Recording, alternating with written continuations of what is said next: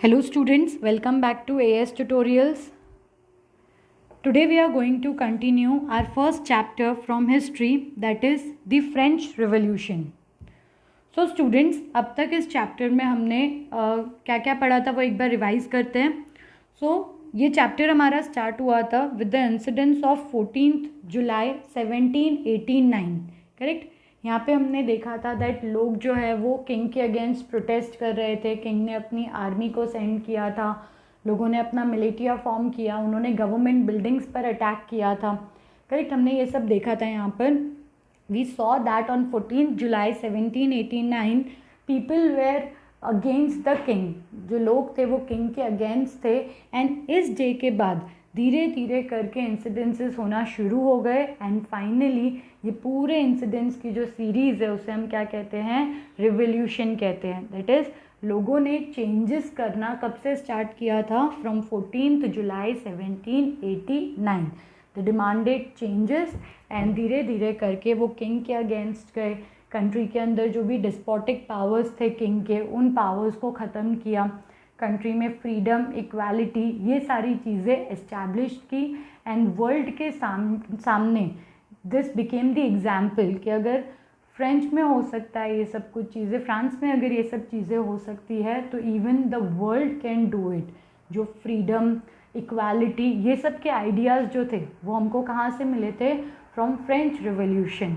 So let's see कि ऐसा क्या हुआ था जिसकी वजह से लोग किंग के अगेंस्ट थे एंड जिसकी वजह से लोगों ने प्रोटेस्ट करना स्टार्ट किया था. ये सब चीज़ें कब स्टार्ट हुई थी, when Louis 16 became the king. Louis 16 king बना.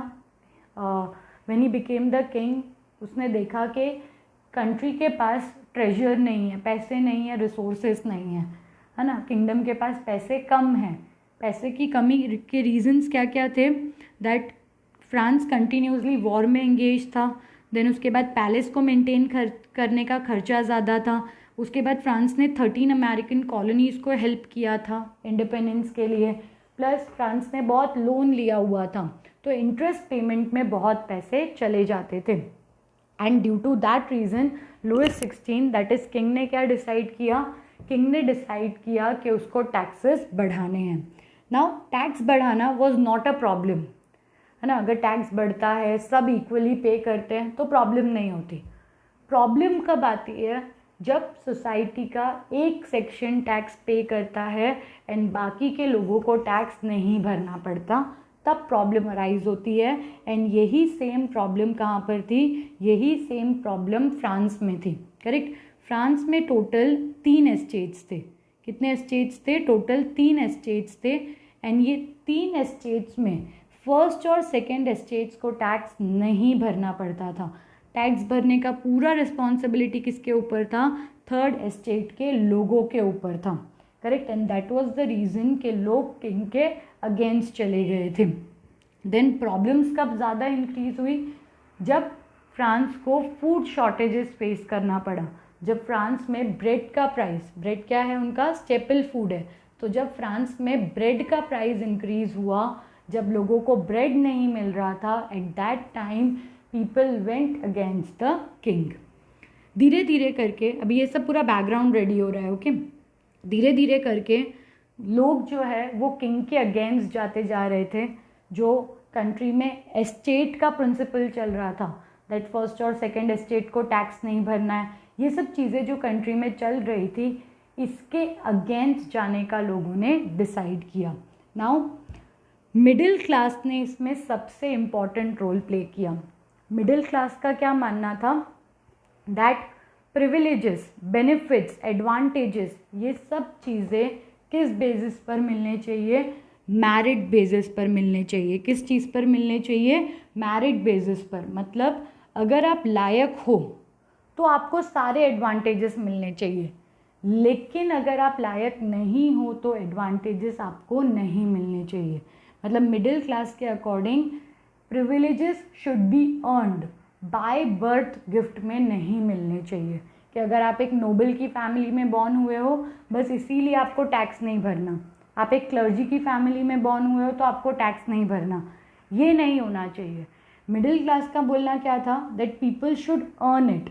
वो लोग जैसे हम लोग एग्ज़ाम्स देते हैं, जॉब मिलता है हमें, in the similar manner tax भरना है या नहीं भरना है वो प्रिविलेज भी हमें अर्न करनी चाहिए। दिस वॉज द टाइम जब बहुत सारे फिलोसोफर्स आए थे, दिस वॉज द टाइम जब फिलोसोफर्स ने अपने आइडियाज़ दिए थे, लोग इन आइडियाज़ के ऊपर डिबेट एंड डिस्कशंस कर रहे थे। लोगों का ये मानना भी था कि टैक्स का जो सिस्टम है वो सिर्फ थर्ड एस्टेट पर नहीं होना चाहिए, फर्स्ट और सेकेंड एस्टेट भी टैक्स भरने चाहिए, ठीक है। देन उसके बाद हमने देखा कि जब लोग डिस्कस कर रहे थे कि हमें टैक्स नहीं भरना है या टैक्स हम सबको मिलकर भरना चाहिए, एट दैट टाइम देखो यहाँ पर क्या दिया हुआ है, जब फिलोसोफर्स के आइडियाज़ वगैरह सब स्प्रेड हो रहे थे, लोग उसको डिस्कस कर रहे थे, रीड कर रहे थे, टॉपिक का बातचीत हो रहा था हर जगह पर, एट दैट टाइम लुइस 16 ने क्या डिसाइड किया था, उसने डिसाइड किया था कि टैक्सेस बढ़ाने हैं। मतलब ऑलरेडी कंट्री के अंदर, ऑलरेडी सिटी के अंदर ये डिस्कशन चल रहा है कि टैक्सेस कम होने चाहिए या टैक्सेस सबको भरने चाहिए, ये डिस्कशन चल रहा है। और उस टाइम पर लुइस 16 ने क्या अनाउंस किया, लुइस 16 ने अनाउंस किया कि टैक्सेस इंक्रीज होने वाले हैं, ओके। अब यहाँ पे हमें नेक्स्ट टॉपिक दिया हुआ है the outbreak of the revolution. ये भी हमने स्टार्ट किया था अपने लास्ट लेक्चर्स में। यहाँ पे हमने क्या देखा था कि फ्रांस में देयर वाज अ रूल क्या था, दैट अगर आपको टैक्स बढ़ाना है तो अकेला किंग टैक्स नहीं बढ़ा सकता, उसको एस्टेट जनरल्स के साथ बात करनी पड़ेगी। दैट इज़ फर्स्ट, सेकेंड और थर्ड एस्टेट के लोगों के साथ डिस्कस करके ही वो टैक्स बढ़ा सकता है। And due to that reason Louis 16 ने एक असेंबली बुलाया, एक मीटिंग बुलाया। मीटिंग में first, second and third estate तीनों लोगों को बुलाया गया था, तीनों के रिप्रेजेंटेटिव्स को बुलाया गया था। फर्स्ट और सेकेंड एस्टेट से 300 रिप्रेजेंटेटिव्स आए थे और इनको सीट्स दी गई थी बैठने के लिए, और जो थर्ड एस्टेट के 600 मेंबर्स थे उनको पीछे खड़े रहने के लिए कहा गया था। मीटिंग में पीजेंट, आर्टिशन एंड वुमेन्स तो आ ही नहीं सकते थे। मीटिंग में थर्ड एस्टेट से कौन आया था, सिर्फ जो रिच और एजुकेटेड थर्ड एस्टेट के मेंबर है, बस वही लोग आए थे। नाउ असेंबली का सिस्टम क्या था, एक एस्टेट एक वोट, मतलब 300 लोग मिलके एक वोट करेंगे फर्स्ट एस्टेट में, 300 लोग मिलके एक वोट करेंगे सेकेंड एस्टेट में, 600 लोग मिलकर एक वोट करेंगे थर्ड एस्टेट में, ठीक है। अब सिंपल सी बात है कि फर्स्ट और सेकेंड एस्टेट को तो टैक्स भरना ही नहीं है, तो टैक्स इंक्रीज हो या डिक्रीज हो, फर्स्ट और सेकेंड एस्टेट को इससे कोई फ़र्क ही नहीं पड़ता। टैक्स का पूरा बर्डन किस पर आता है, थर्ड एस्टेट पर।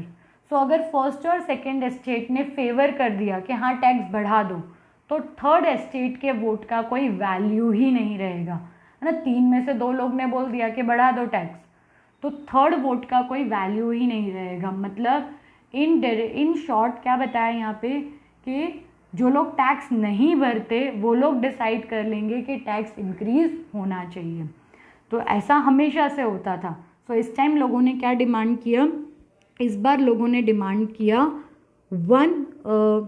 One person one vote. क्या डिमांड किया उन लोगों ने, 1 मेंबर वुड हैव 1 वोट। पहला क्या था, ईच एस्टेट हैड 1 वोट। अब क्या डिमांड हुआ कि एक पर्सन के पास एक वोट होना चाहिए ताकि थर्ड एस्टेट के पास भी जीतने का फेयर चांस रहे।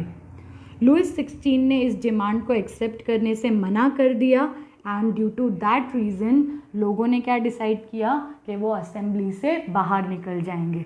मतलब जो मीटिंग चल रही थी वहाँ से थर्ड एस्टेट के लोग बाहर निकल गए थे। क्यों, क्योंकि अब वो किंग के डिस्पोटिक पावर्स को ख़त्म करना चाहते थे। अब वो सोसाइटी के अंदर, कंट्री के अंदर चेंजेस लेकर आना चाहते थे, एंड इसीलिए जब उनकी डिमांड फुलफिल नहीं हुई तो उन लोगों ने क्या डिसाइड किया, they decided to walk out of the assembly. ठीक है, let's continue. The representatives of Third Estate view themselves as a spokesperson for the whole French nation. On 20th June, they assembled in the hall of tennis court in the grounds of Versailles. They declared themselves a national assembly and swore not to despair till they have drafted the constitution for France that would limit the power of the monarch. अभी क्या दिया हुआ है यहाँ पे, that third estate के जो लोग हैं वो लोग सब असेंबली के बाहर निकल गए एंड देन उसके बाद वो लोगों ने एक प्लेस पर, एक हॉल में दे वापस इकट्ठा हुए एंड उन लोगों ने डिसाइड किया कि अब वो किंग के डिस्पोटिक पावर्स को ख़त्म कर ही रहेंगे. उन्होंने डिसाइड किया कि जब तक वो नया कॉन्स्टिट्यूशन ड्राफ्ट नहीं करते तब तक वो लोग रुकने वाले नहीं हैं. नया कॉन्स्टिट्यूशन कैसा होगा, जहाँ पर थर्ड एस्टेट को भी इक्वल अपॉर्चुनिटीज़ मिलेगी. नाउ इन सब चीज़ों में सिर्फ थर्ड एस्टेट के लोग इंक्लूडेड नहीं थे. People from first and second estates were also included. Mirabeau was born in the noble family but was convinced of the need to do with the society of the feudal privilege.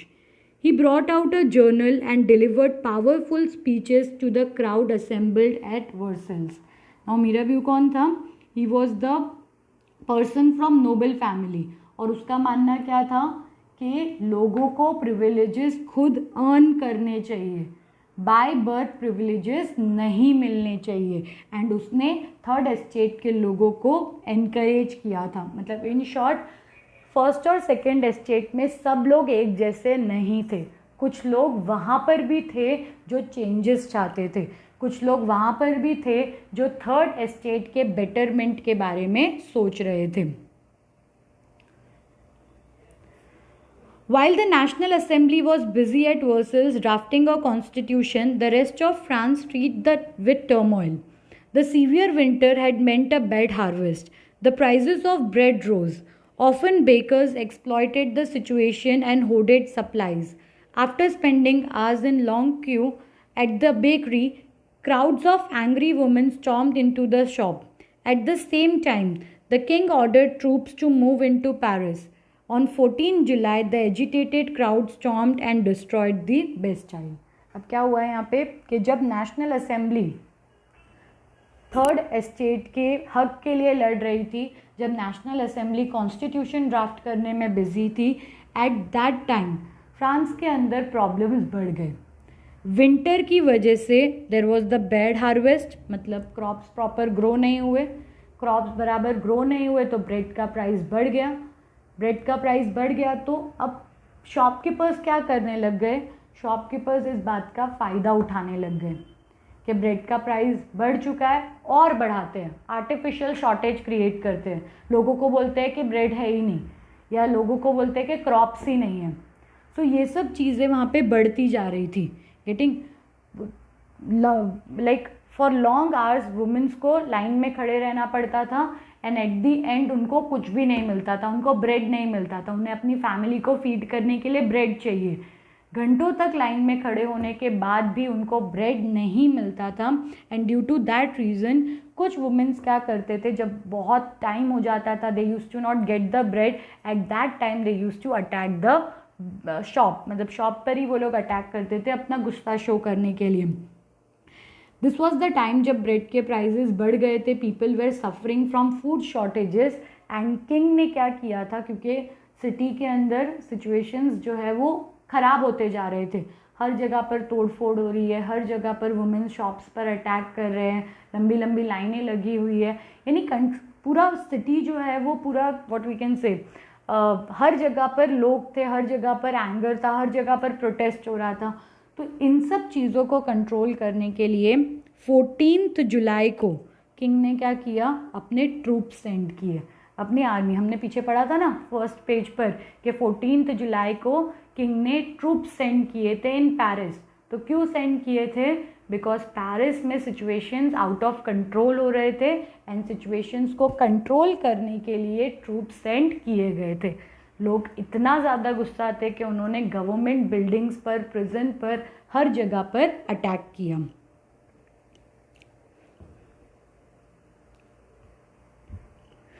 In the countryside, rumors spread from village to village that the lords of Manor had hired bands of brigades who were on their way to destroy the ripe crops. अच्छा, अब क्या होने लगा, जब एक situation ख़राब होती है तो धीरे धीरे करके रूमर्स स्प्रेड होने लगते हैं, है ना, झूठी खबर फैलने लगती है कि किंग ने क्या किया था, सिचुएशन को कंट्रोल करने के लिए अपने ट्रूप सेंड किए, बट लोगों ने अफवाह क्या उड़ा दी, रूमर्स क्या उड़ा दिए कि अब धीरे धीरे करके किंग क्या करेगा, मतलब किंग और जो नोबल्स है, यहाँ पे अभी बताया हुआ है कि मैंने, और मतलब जो लोग जो बड़े लैंडलॉर्ड्स होते हैं, तो यहाँ पे खबर क्या फैलने लगी, दैट लैंडलॉर्ड्स ने कुछ लोगों को हायर किया है, गुंडों को हायर किया है, सो दैट वो जाकर जो क्रॉप रेडी है उसको डिस्ट्रॉय कर सके।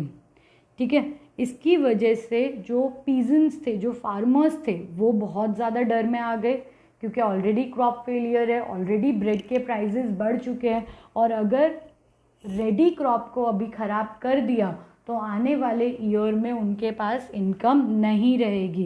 And due to that reason अब लोगों ने भी क्या किया, लोगों ने गवर्नमेंट बिल्डिंग्स पर फिर से अटैक करना स्टार्ट कर दिया। जो भी डॉक्यूमेंट्स थे, अभी जैसे लैंडलॉर्ड्स के पास हम अपना लैंड गिरवी रखते हैं तो उनके पास डॉक्यूमेंट्स होते हैं, तो लोगों ने क्या किया, उन डॉक्यूमेंट्स को निकाल कर उनको फाड़ दिया, फेंक दिया, गवर्नमेंट बिल्डिंग्स पर अटैक किया, वहाँ पर जितने भी ग्रेन्स थे वो लेकर आ गए, जितने भी वेपन्स थे वो सब कुछ लेकर आ गए। Getting, they looted the hoarded grains and burned down documents containing record of manorial dues. A large number of nobles fled from their homes, many of them migrating to the neighboring country. लोग इतना ज़्यादा anger में थे कि उन लोगों ने government buildings पर अटैक किया, लैंडलॉर्ड्स के घर पर अटैक किया, वहाँ से ग्रेन्स ले लिए, डॉक्यूमेंट्स जला दिए। नोबल्स इतने ज़्यादा डर चुके थे कि अपनी जान बचाने के लिए वो लोग अपना घर छोड़कर किसी दूसरी कंट्री में जाकर रहने लगे। मतलब नोबल्स माइग्रेटेड, क्यों माइग्रेट हुए थे, बिकॉज कंट्री के अंदर लोग जो है, थर्ड एस्टेट के लोग जो है, वो सब अब एक्शन में आ चुके थे। Faced with the power of his revolting subject, Louis XVI finally accorded recognition to National Assembly and accepted the principle that his power would from now on be checked by a constitution. On the night of 4th August 1789, the Assembly passed a decree abolishing the feudal system of obligation and tax. Members of clergy too were forced to give up their privileges. Tithis were abolished and the land owned by the church were confiscated. As a result, the government acquired assets of 2 billion liras.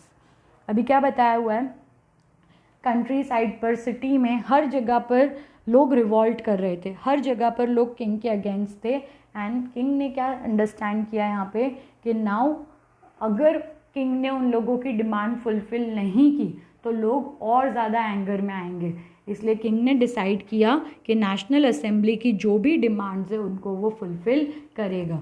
Plus king के जो powers है वो भी कम हो जाएंगे।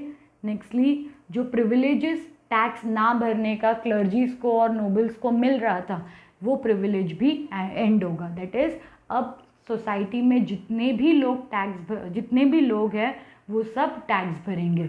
Church के पास जितना भी प्रॉपर्टी था वो सबको गवर्नमेंट ने अपने पास ले लिया एंड बाय दिस गवर्नमेंट का रेवेन्यू, गवर्नमेंट का प्रॉपर्टी जो है वो भी बढ़ गया। ठीक है, यहाँ पर हमने देखा कि कैसे 14 जुलाई के बाद चेंजेस हुए। 14 जुलाई के बाद क्योंकि सिचुएशन वर्स्ट होती जा रही थी, आउट ऑफ कंट्रोल होती जा रही थी, इसलिए लुइस 16 ने क्या डिसाइड किया कि नेशनल असेंबली ने जो भी डिमांड की है, नेशनल असेंबली ने डिमांड किया था ना कि टैक्सेस सबको भरने चाहिए एंड ऑल, तो लुइस 16 ने उनकी डिमांड्स को मान लिया। चर्च के पास जितना लैंड था उसको गवर्नमेंट ने अपने कब्जे में लिया, टैक्सेस अभी सबको भरने पड़ रहे थे। ठीक है, सो यहाँ तक हमने देखा कि कैसे लोगों की डिमांड की वजह से किंग को अपनी पॉलिसीज चेंज करनी पड़ी। This was the first step, है ना, ये इक्वालिटी की तरफ पहला स्टेप था। फ्रांस में पहले सिर्फ थर्ड एस्टेट टैक्स भरता था, बट अब सबको टैक्स भरना है, ये इक्वालिटी की तरफ पहला स्टेप था। लेट्स सी आगे क्या हुआ। France becomes a constitutional monarchy. अभी हमने क्या पीछे पढ़ा, दैट नेशनल असेंबली की जो डिमांड्स थी, नेशनल असेंबली का जो कॉन्स्टिट्यूशन था वो किंग ने एक्सेप्ट किया। लेट्स सी नेशनल असेंबली का कॉन्स्टिट्यूशन कैसा था। The National Assembly completed the draft of the Constitution in 1791. Its main objective was to limit the powers of the monarch. This power, instead of being concentrated in the hands of one person, were now separated and assigned to different institutes: the legislature, executive, and judiciary. This made France a constitutional monarchy. Explained the new political system. Okay, क्या बताया हुआ है यहाँ पे?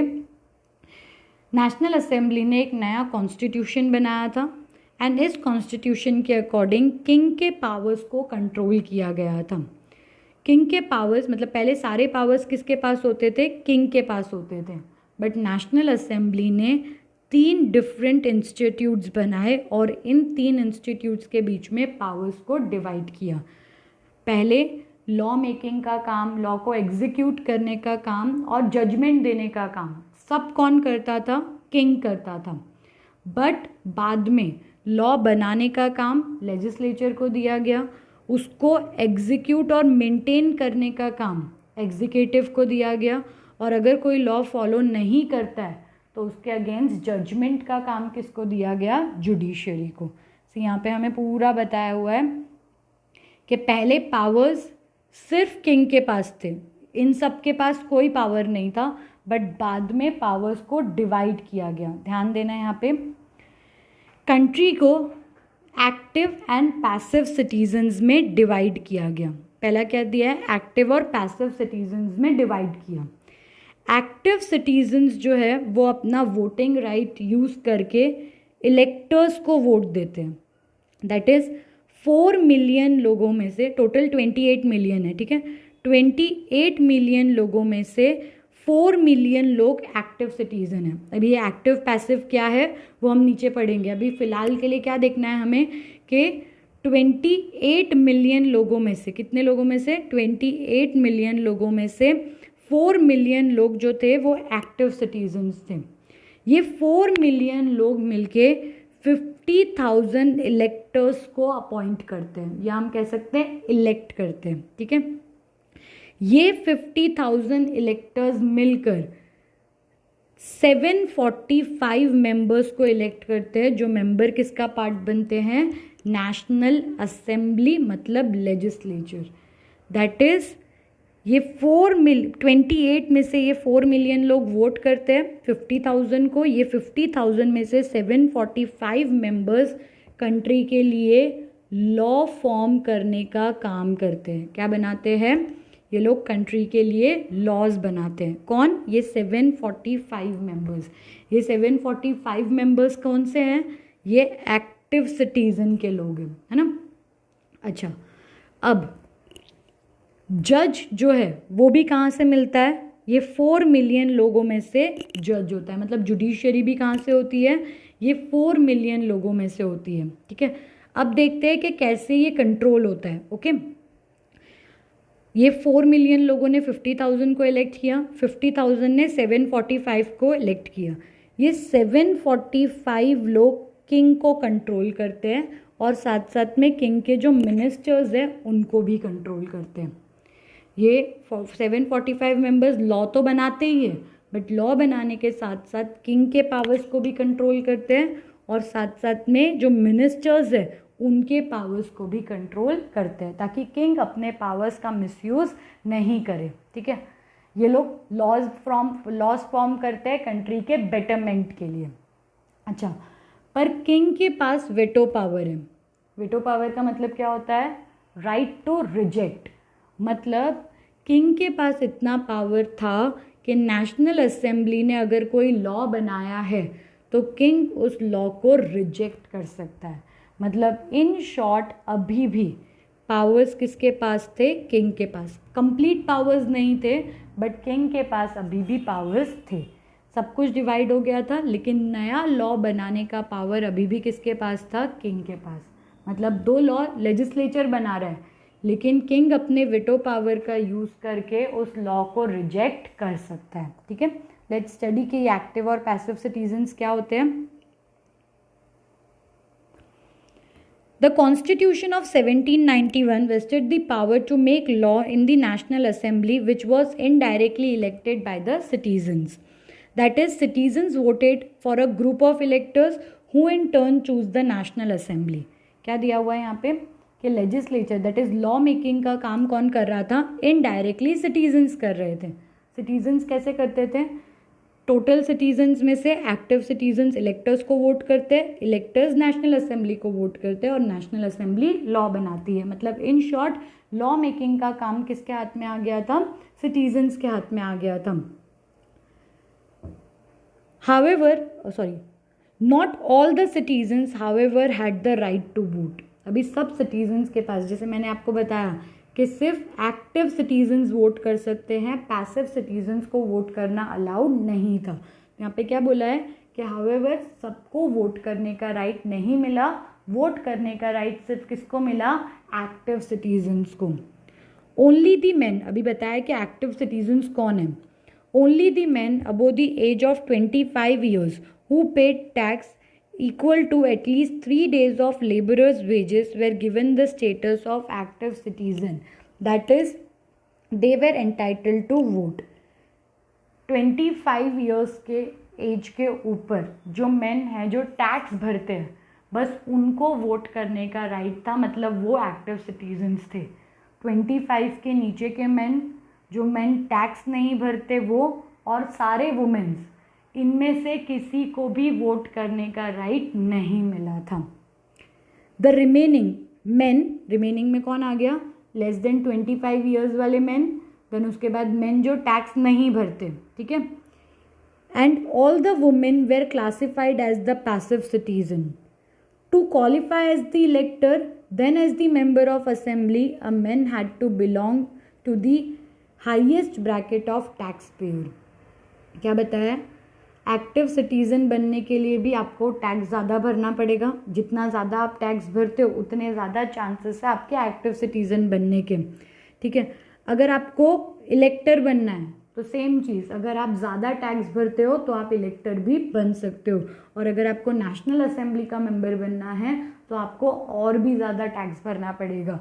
मतलब यहाँ पे कोई ट्रू वोटिंग प्रॉपर तरीके से नहीं होती थी। यहाँ सिचुएशन कैसी थी कि जो लोग ज़्यादा टैक्स भरते हैं वो लोग के पास वोटिंग का राइट भी होगा, एंड साथ साथ में वो नेशनल असेंबली के मेंबर्स भी बन सकते हैं।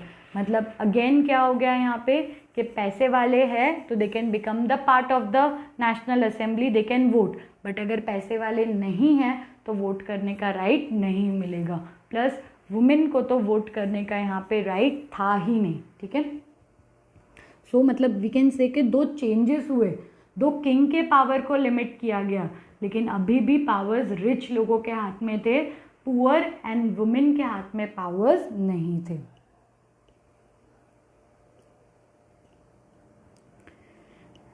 The Constitution began with a declaration of rights of men and citizens. Rights such as right to life, freedom of speech, freedom of opinion, equality before law were established as the natural and inalienable rights.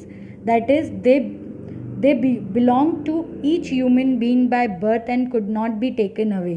It was the duty of the state to protect each citizen's natural right. क्या दिया हुआ है कि जो constitution बना था, हमने देखा कि नेशनल असेंबली ने कॉन्स्टिट्यूशन ड्राफ्ट किया, कॉन्स्टिट्यूशन में वोटिंग सिस्टम रिच के फेवर में था, लेकिन जो बाकी के प्रिंसिपल्स थे वहाँ पर उन्होंने फ्रीडम, इक्वालिटी, देन उसके बाद freedom of speech, right to life, अपना ओपिनियन शेयर कर सकते, ये सब राइट्स हर एक पर्सन के लिए रखे थे।